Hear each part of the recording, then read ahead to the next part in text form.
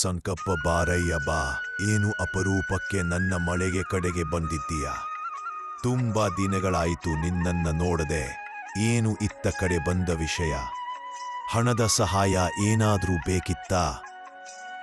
ಇಲ್ಲ ಯಜಮಾನ್ರೆ, ಹಣ ಏನು ಬೇಡ. ನಾನು ತೀರ್ಥಯಾತ್ರೆಗೆ ಹೊರಟಿದ್ದೇನೆ. ಇಷ್ಟು ದಿನ ಕಷ್ಟಪಟ್ಟು ದುಡಿದು ನಾನು ಸ್ವಲ್ಪ ಹಣವನ್ನು ಕೂಡಿಟ್ಟಿದ್ದೇನೆ. ಆ ಹಣವನ್ನ ನನ್ನ ಮನೆಯಲ್ಲಿ ಇಟ್ಟು ಹೋಗುವುದು ಸೂಕ್ತವಲ್ಲ. ಹಾಗಾಗಿ ಅದನ್ನ ನಿಮ್ಮ ಬಳಿಯಲ್ಲಿ ಕೊಟ್ರೆ ನೀವು ಸುರಕ್ಷಿತವಾಗಿ ನೋಡಿಕೊಳ್ಳುತ್ತೀರಾ ಎಂದು ಇಲ್ಲಿಗೆ ಬಂದೆ. ಹೌದು ಸಂಕಪ್ಪ, ನೀನು ಮನೆಯಲ್ಲಿ ಇರುವುದು ಒಬ್ಬನೇ. ಮನೆಯಲ್ಲಿ ಹಣವನ್ನು ಇಟ್ಟು ಬೀಗ ಹಾಕಿ ಹೋದ್ರೆ ಖಂಡಿತ ಕಳ್ಳರು ಆ ಹಣವನ್ನು ತೆಗೆಯುತ್ತಾರೆ. ನನ್ನ ಬಳಿಯಲ್ಲಿ ಇದ್ದರೆ ಅದು ಸುರಕ್ಷಿತವಾಗಿರುತ್ತೆ. ನಾಳೆ ಬೆಳಗ್ಗೆ ದೇವಸ್ಥಾನದ ಹಿಂದೆ ಇರುವಂಥ ಮಾವಿನ ಮರದ ಹತ್ತಿರಕ್ಕೆ ಹಣವನ್ನು ತೆಗೆದುಕೊಂಡು ಬಾ. ಅಲ್ಲೇ ನಾನು ಅದನ್ನು ತೆಗೆದುಕೊಳ್ಳುತ್ತೇನೆ.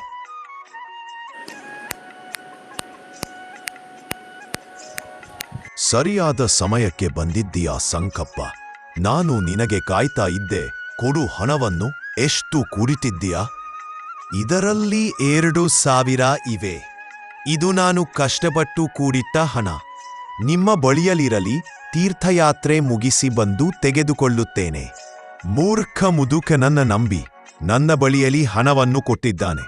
2,000 ನಾಣ್ಯಗಳಿವೆ. ಚೆನ್ನಾಗಿ ಇದನ್ನು ಬಳಸಿಕೊಳ್ಳಬೇಕು. ಅಲ್ಲ, ತೀರ್ಥಯಾತ್ರೆಗೆ ಹೋದವರು ವಾಪಸ್ಸು ಬರುತ್ತಾರೆ. ಹೋಗುವಾಗಲೇ ಹಸಿವಿನಿಂದ ಸತ್ತು ಹೋಗ್ತಾರೆ. ಈ ವಾಪಸ್ ಬರೋದಿಲ್ಲ. ಈ ಹಣ ಸಂಪೂರ್ಣವಾಗಿ ನನ್ನದೇ.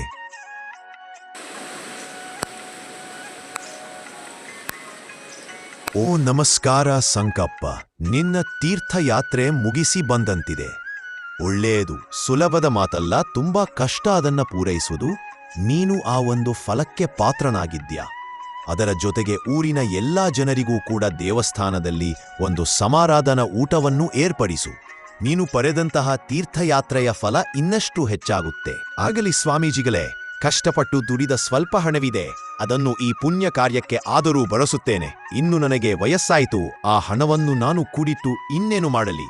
ಇದರಿಂದ 4 ಜನಕ್ಕೆ ಉಪಯೋಗವಾದರೂ ಆಗಲಿ. ಸಂಕಪ್ಪ, ತೀರ್ಥಯಾತ್ರೆಯೆಲ್ಲ ಇಷ್ಟು ಬೇಗ ಮುಗೀತ. ನೀನೇ ಅದೃಷ್ಟವಂತ ಕಣಪ್ಪ. ಈ ವಯಸ್ಸಿನಲ್ಲೂ ತೀರ್ಥಯಾತ್ರೆಯ ಫಲವನ್ನು ಪಡೆದೆ. ಏನು ಇತ್ತ ಕಡೆ ಬಂದ ವಿಷಯ? ನನಗೆ ತೀರ್ಥಯಾತ್ರೆಯ ಪ್ರಸಾದ ಕೊಡಲು ಬಂದಿದ್ಯಾ? ಊರಿನ ಜನರಿಗೆ ಸಮಾರಾಧನೆಯ ಊಟವನ್ನು ಹಾಕಿಸಬೇಕು ಅಂತ ಅಂದುಕೊಂಡಿದ್ದೇನೆ. ಅದಕ್ಕಾಗಿ ನಾನು ನಿಮ್ಮ ಬಳಿಯಲ್ಲಿ ಕೊಟ್ಟ ಹಣವನ್ನು ವಾಪಸ್ ತೆಗೆದುಕೊಂಡು ಹೋಗಲು ಬಂದೆ. ಏನ್ ಹೇಳ್ತಾ ಇದೀಯಾ ಸಂಕಪ್ಪ? ನೀನ್ ಯಾವ ಹಣ ನನಗೆ ಕೊಟ್ಟಿದ್ದೀಯಾ? ನಾನು ಯಾವ ಹಣವನ್ನು ನಿನಗೆ ಕೊಡಬೇಕಾಗಿಲ್ಲ. ಅಲ್ಲ, ಅಷ್ಟೊಂದು ಹಣ ನಿನ್ನ ಬಳಿಯಲ್ಲಿ ಹೇಗೆ ಬರೋಕೆ ಸಾಧ್ಯ? ಯಾಕೆ ತೀರ್ಥಯಾತ್ರೆಗೆ ಹೋಗಿ ಬಂದು ಹರಳು ಮರಳು ಏನಾದ್ರೂ ಶುರುವಾಗಿದೆಯಾ? ಸುಮ್ಮನೆ ಹೋಗು ಇಲ್ಲಿಂದ. ಇಲ್ಲ ಸಂಕಪ್ಪ, ನಾವು ಸುಮ್ಮನೆ ಇದ್ರೆ ಅವನು ಎಲ್ಲರಿಗೂ ಕೂಡ ಈ ರೀತಿ ಮೋಸ ಮಾಡ್ತಾನೆ ಇರ್ತಾನೆ. ನಾವು ಈ ವಿಷಯದ ಕುರಿತು ಸರ್ಪಂಚ್ರವರಿಗೆ ಕಂಪ್ಲೇಂಟ್ ಮಾಡಲೇಬೇಕು. ನಾನು ಹೋಗಿ ಅವರ ಜೊತೆ ಮಾತಾಡ್ತೀನಿ. ಅವನಿಗೆ ಸರಿಯಾದ ಬುದ್ಧಿ ಕಲಿಸಬೇಕು. ಸರ್ಪಂಚಜಿ, ಜಮೀನ್ದಾರ ರಾಜೇಂದ್ರನ ಅಟ್ಟಹಾಸ ಮಿತಿ ಮೀರಿದೆ. ಪಾಪ ಸಂಕಪ್ಪ ತೀರ್ಥಯಾತ್ರೆಗೆ ಹೋಗುವ ಮೊದಲು ಸ್ವಲ್ಪ ಕೂಡಿಟ್ಟ ಹಣವನ್ನ ಅವನ ಬಳಿಯಲ್ಲಿ ಇರಿಸಲು ಕೊಟ್ಟಿದ್ದು. ಆದ್ರೆ ಅವನು ಆ ಮುಗ್ಧ ಸಂಕಪ್ಪನಿಗೆ ಮೋಸ ಮಾಡಿದ್ದಾನೆ. ರಾಜೇಂದ್ರ, ನೀನು ಸಂಕಪ್ಪನಿಗೆ ಮೋಸ ಮಾಡಿದ್ದು ನಿಜವಾ?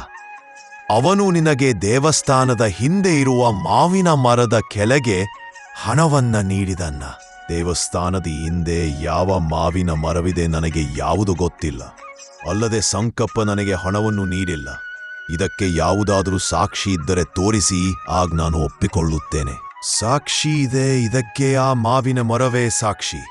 ಅಲ್ಲಿದ್ದದು ಆ ಮಾವಿನ ಮರ ಮಾತ್ರ. ಖಂಡಿತವಾಗಿಯೂ ಆ ಮಾವಿನ ಮರ ಸಾಕ್ಷಿ ಹೇಳ್ತುತ್ತೆ. ಸಂಕಪ್ಪ, ನೀನು ಹೋಗಿ ಮಾವಿನ ಮರವನ್ನು ಕರೆದುಕೊಂಡು ಬಾ. ಏನು ಮಾವಿನ ಮರ ಸಾಕ್ಷಿ ಹೇಳ್ತುತ್ತೆ? ಇದನ್ನು ನಾವು ನಂಬಬೇಕಾ? ಸಂಕಪ್ಪ ಹೋಗಿ ತುಂಬಾ ಹೊತ್ತಾಯ್ತು. ಇಷ್ಟು ಹೊತ್ತಾದರೂ ಬರಲೇ ಇಲ್ಲ. ಇಲ್ಲಿಂದ ಸರಿಯಾಗಿ ಮಾವಿನ ಮರ 5 ಕಿಲೋಮೀಟರ್ ದೂರ ಇದೆ. ಈಗ ಸಂಕಪ್ಪ ಅಲ್ಲಿಗೆ ತಲುಪಿದ್ದಾನೋ ಇಲ್ವೋ? ಸರ್ಪಂಚ್ ಜಿ, ಜಮೀನ್ದಾರ ರಾಜೇಂದ್ರನೇ ಕಳ್ಳು. ಇವನ ಬಾಯಲ್ಲಿ ಸತ್ಯ ಹೊರಬಂತು. ಆಗ ಹೇಳಿದ ಮರ ಯಾವುದು ಅಂತನೇ ಗೊತ್ತಿಲ್ಲ ಅಂತ. ಈಗ ಹೇಗೆ ಸರಿಯಾಗಿ ಇಲ್ಲಿಂದ ಮರಕ್ಕೆ 5 ಕಿಲೋಮೀಟರ್ ದೂರ ಇದೆ ಅಂತ ಹೇಳಿದ? ಇವನನ್ನ ಸರಿಯಾಗಿ ವಿಚಾರಿಸಿ ಸತ್ಯ ಬಾಯ್ಬಿಟ್ಟಾನೆ. ಸರ್ಪಂಚ್ ಜಿ ರಾಜೇಂದ್ರನನ್ನ ಸರಿಯಾಗಿ ವಿಚಾರಿಸಿಕೊಂಡ ಹಾಗೂ ಅವನು ಎಲ್ಲಾ ಸತ್ಯವನ್ನ ಬಾಯ್ಬಿಟ್ಟ. ಸಂಕಪ್ಪನಿಗೆ ಹಣವನ್ನ ಹಿಂತಿರುಗಿಸಿದ.